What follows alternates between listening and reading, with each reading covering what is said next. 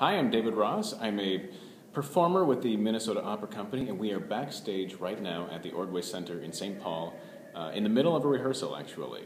I've done a number of shows with the Minnesota Opera over the years, but one that really stands out is The Grapes of Wrath. It was a phenomenal show. It was a huge production, and it was the world premiere, actually, here at the Ordway Center. So it was a real privilege to be a part of that.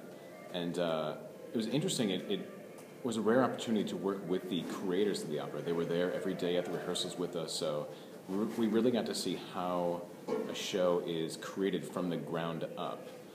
You'd come into rehearsal and you'd find a scene had been cut, but a new scene had been written in its place. So it posed a lot of interesting challenges, but at the same time made it really fun for us as performers. The creators even took a lot of ideas from cast members, so it made it a real collaborative effort, which I thought was awesome. And the cast was great. The principal cast were phenomenal. Especially I remember Kelly Caduce was just, she was an amazing performer, super nice, just a real genuine person, and really brought her character to life.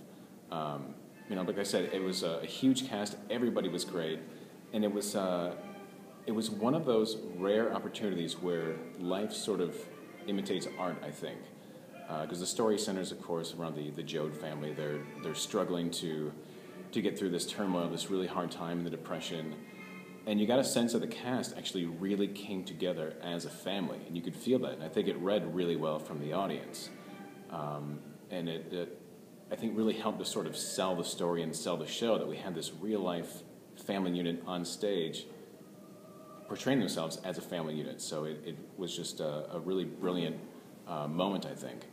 And that's sort of what my family got out of it. They loved the show.